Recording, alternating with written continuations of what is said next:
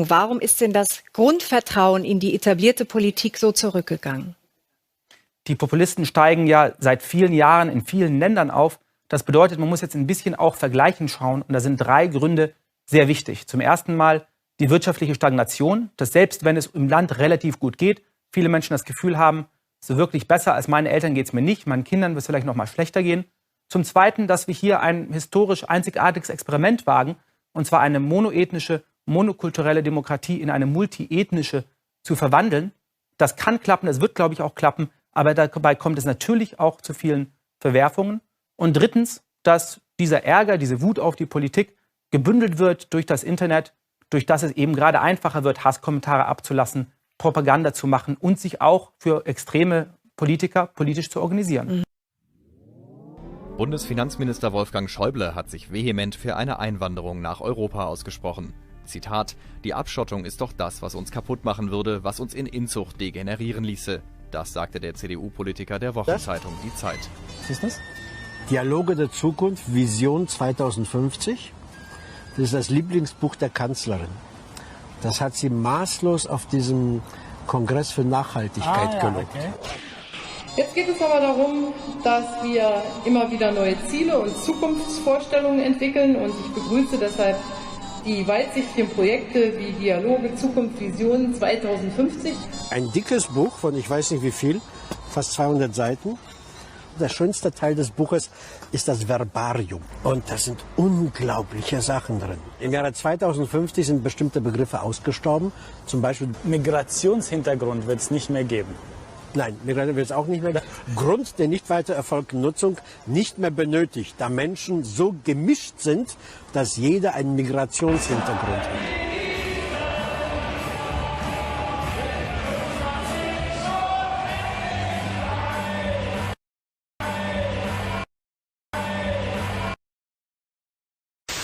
Und ich liebe die Menschen in der Türkei und ich liebe die Konflikte in der Türkei. Es gibt immer wieder Probleme, immer wieder Konflikte. Als Norm gilt immer noch die Heterosexualität. Gratis Verhütungsmittel und kostenlose Abtreibungsmöglichkeiten. Sex soll uns Spaß und keine Kinder machen. Es werden aber auch Menschen kommen, die sind nicht unmittelbar verwertbar. Ich möchte weiterhin für unsere Vision einer Welt ohne Grenzen kämpfen und für eine Welt, in der alle so leben können und dort leben können, wo sie möchten. Und natürlich dürfen Jungs auch Glitzernagellack verwenden oder Einhornstaub versprühen. Natürlich dürfen sie das. Hier wird nichts verboten.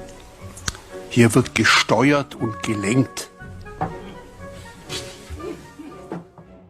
Migrantinnen und Migranten offen ist, was Leute anzieht, die wir übrigens dringend brauchen, nicht nur die Fachkräfte, sondern weil wir auch Menschen hier brauchen, die in unseren Sozialsystemen zu Hause sind und sich auch zu Hause fühlen. Bezug da irgendwie rausnehmen.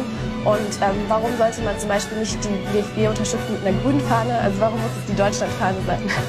In Dresden, das ist vor allem die Frauenkirche, die sind wir aufgebaut worden, nachdem die Nazis sie zerstört haben. Ich bin der Auffassung, dass wir in 20, 30 Jahren gar keine ethnischen Mehrheiten mehr haben in unserer Stadt. Das ist gut so. Da wird noch der Tag kommen, wo wir alle Frauen bitten müssen, ein Kopftuch zu tragen. Alle.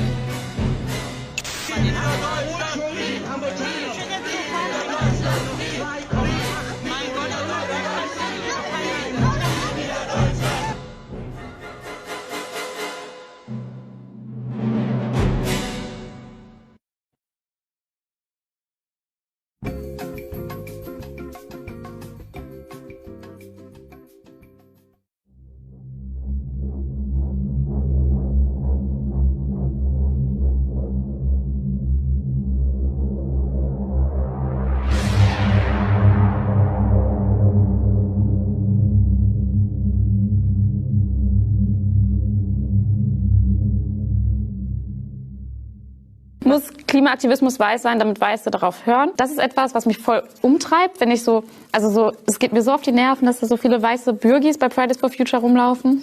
Naja, ich stehe hier oben, ich sehe euch alle und es sieht so cool aus, wenn ihr alle hüpft. Also wer nicht hüpft, der ist für Kohle. Und weil wir so eine eklig weiße Mehrheitsgesellschaft haben, war es dann einfacher zu sagen, naja, das sind halt auch alles unsere Kinder, weil wir definieren unsere Kinder halt auch als weiße unsere Kinder. Wer nicht hüpft, der ist für Kohle.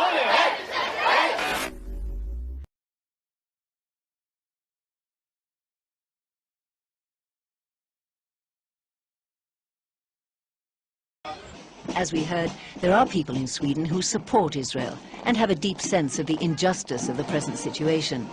It's these people who give hope to those who still believe that things will get better here. One of them is Barbara Spector, a former American who made Aliyah and then 10 years ago, with the help of the government of Sweden, set up a non-denominational institute of Jewish learning with the Greek name of Paideia, here in Stockholm. She believes the current wave of anti-Semitism in Sweden will pass and that Jews have an important role to play in a country undergoing profound change. I think there's a resurgence of anti-Semitism because at this point in time, Europe has not yet learned how to be multicultural. And I think we're going to be part of the throes of that transformation, which must take place. Europe is not going to be the monolithic societies that they once were in the last century. Jews are going to be at the center of that. It's a huge transformation for Europe to make. They are now going into a multicultural mode, and Jews will be resented because of our leading role. But without that leading role and without that transformation, Europe will not survive. Europe has not yet learned how to be multicultural.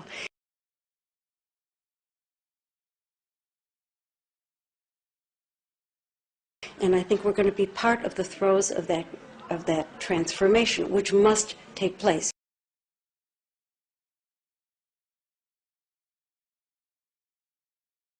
It's a huge transformation for Europe to make.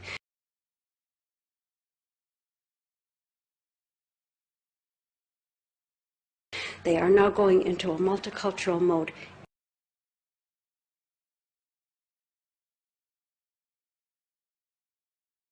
Jews are going to be at the center of that.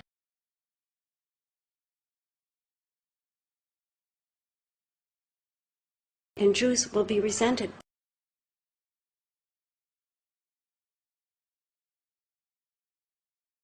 And Jews will be resented.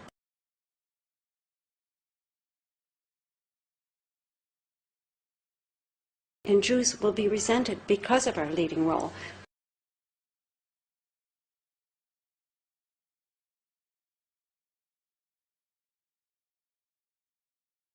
Jews are going to be at the center of that.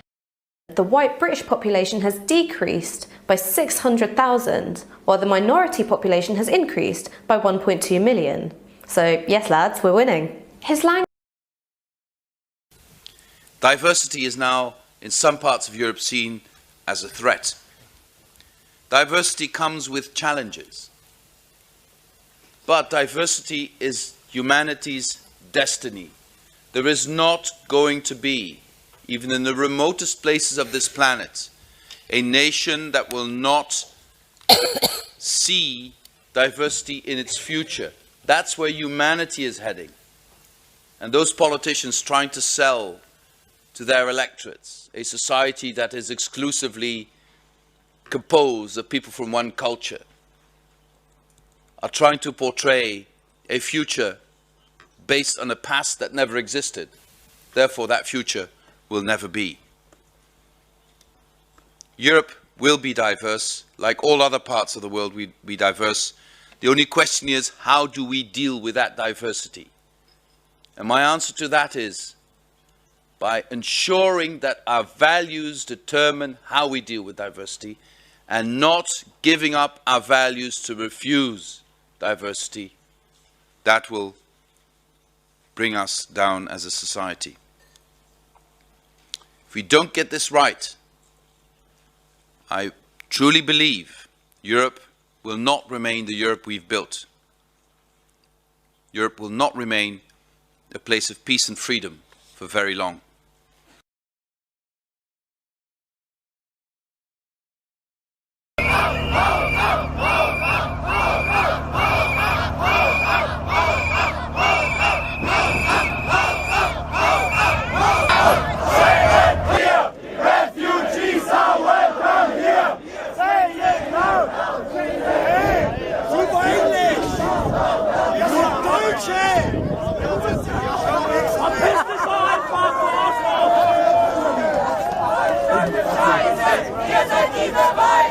Deutschland ist scheiße, ihr seid die Beweise. Deutschland ist scheiße, ihr seid die Beweise.